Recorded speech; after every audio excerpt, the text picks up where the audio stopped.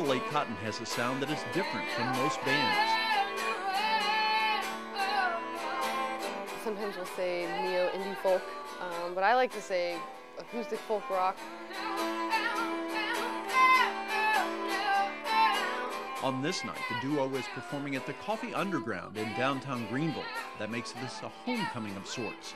We met here at the Coffee Underground at an open mic night, and I was playing with another group called Via McBee. And Darby and I met, and it was musical love at first sight.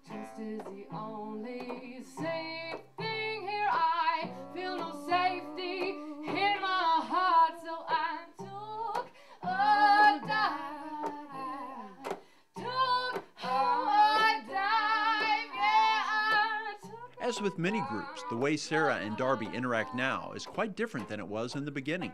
The more that we were playing together on my stuff, she started writing, so then she was writing her own stuff, and I started accompanying her on that, and then now we've started writing together, so things have gotten the sound is changing definitely.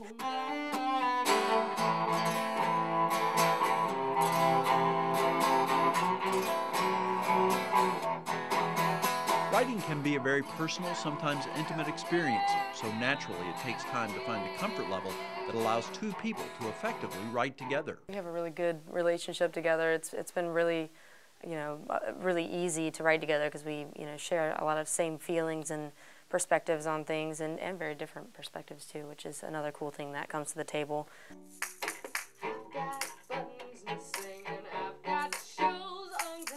While Adelle Cotton brings to the stage the collaborative work of the duo, it also brings a level of technical expertise which many bands do not possess. That has really, really helped us being classically trained, being in an ensemble with a director and having to learn to be with people and play with people. I think that's totally one thing that has absolutely been really cool about us. We're kind of in the same place in that way.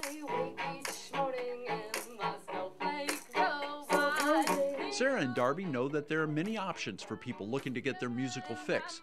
Therefore, they know that it's important to provide something unique. If people don't have something special to remember you by, then you're not really much different than the next guy down the block. What they give to an audience in that regard consists of different vocal offerings, plus the cello and other instruments, including an unusual ukulele.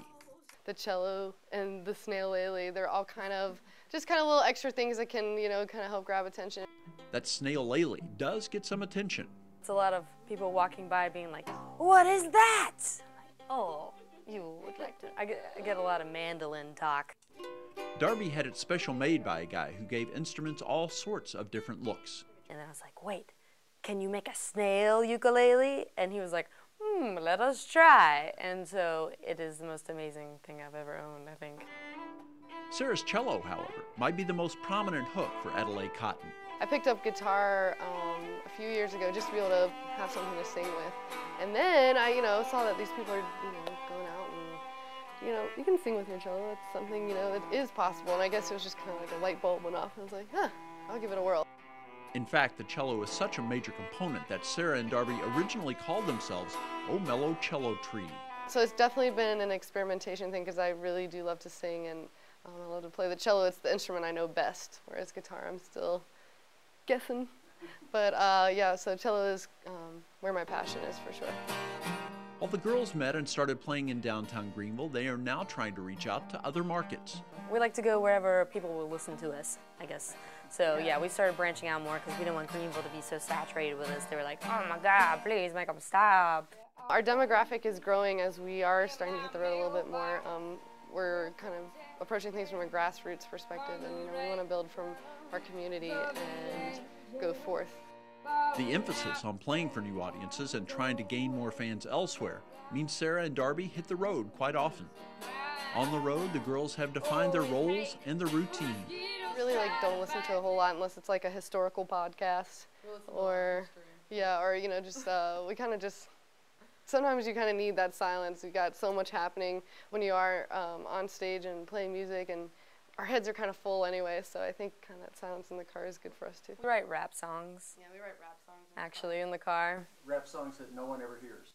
Yeah, well, it depends. It depends on how late the evening is and what sort of location we are at. Yes. They were laughing without crying. They were living without dying. It's likely the road will become even more familiar for Adelle Cotton as with the new name, Sarah and Darby try to take this whole thing to another level. It's becoming more and more and more of a job that's really awesomely fun. But it's becoming more and more full-time. You know, we're inching our way more and more to making this our income, and you know, hopefully solely our income in the next couple of years. So we're kind of just trying out a whole lot of new things and seeing, you know, what kind of team is growing, because we do, you know, we want to go further. We want to go to new cities and expand our demographic and our music and everything.